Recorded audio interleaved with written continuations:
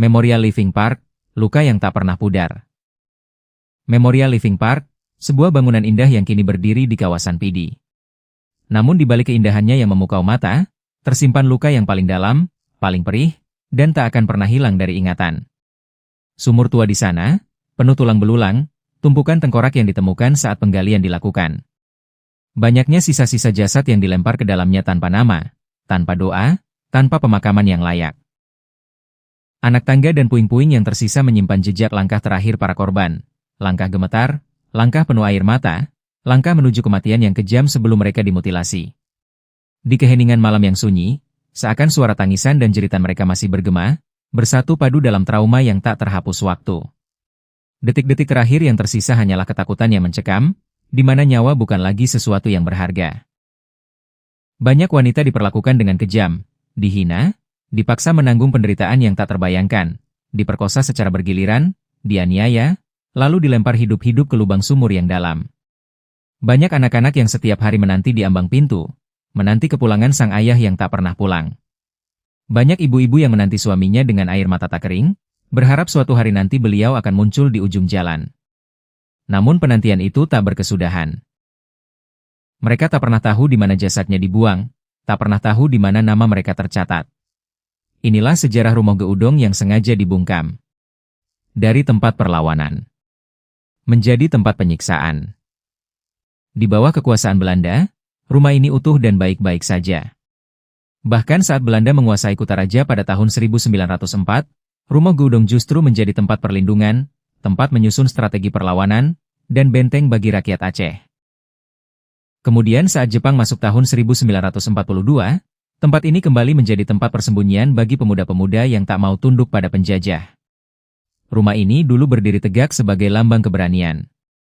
Namun sayangnya, saat pemerintahan Orde Baru memberlakukan daerah operasi militer, DOM, tahun 1990, tangan penindas merusuh masuk. Rumah Geudong diambil alih paksa, diubah menjadi pos satis. Dan selama bertahun-tahun lamanya, rumah ini menyaksikan berbagai macam bentuk penyiksaan yang tak manusiawi. Ada yang digantung hingga nyawanya putus.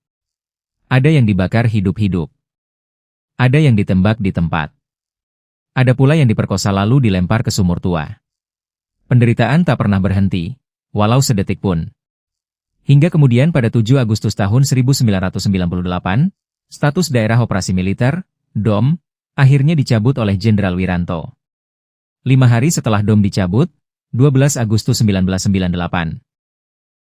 Tim penyelidik Komnas HAM pimpinan Baharudin Lopa tiba di lokasi. Mereka menemukan bukti-bukti mengerikan penyiksaan, dan menyatakan secara resmi bahwa telah terjadi pelanggaran HAM berat di Rumah Geudong. Setelah tim Baharudin Lopa kembali, tepat pada 20 Agustus 1998, Rumah Geudong dibakar oleh massa. Dibumi hanguskan secara keseluruhan. Yang tersisa hanyalah puing-puing, anak tangga yang retak, dan sumur tua yang menyimpan ribuan rahasia kemanusiaan. Perdamaian perjalanan menjadi memorial. Konflik di Aceh berkepanjangan, menelan korban jiwa yang tak terhitung jumlahnya. Komisi Kebenaran Rekonsiliasi Aceh, KKR, mencatat rentang korban jiwa berkisar antara 10.000 hingga 30.000 jiwa. Dan angka ini belum termasuk korban gempa dan tsunami tahun 2004.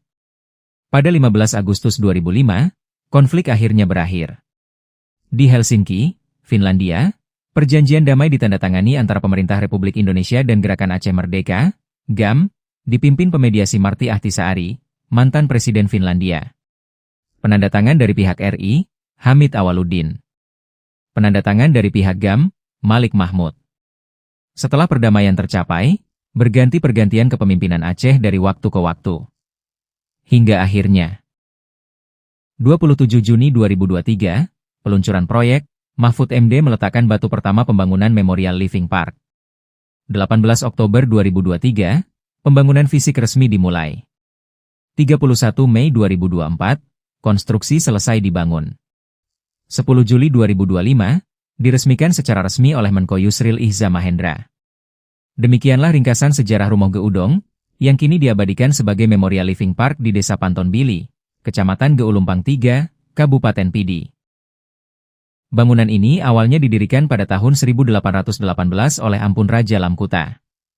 Narasi ini sengaja disusun agar kebenaran sejarah tetap terjaga, tidak hilang, tidak dihapus, dan tidak dilupakan, sampai ke generasi-generasi yang akan datang. Jangan lupa berlangganan, karena sejarah bukan milik penguasa. Sejarah milik kita semua, milik korban, milik rakyat. Wassalamualaikum warahmatullahi wabarakatuh.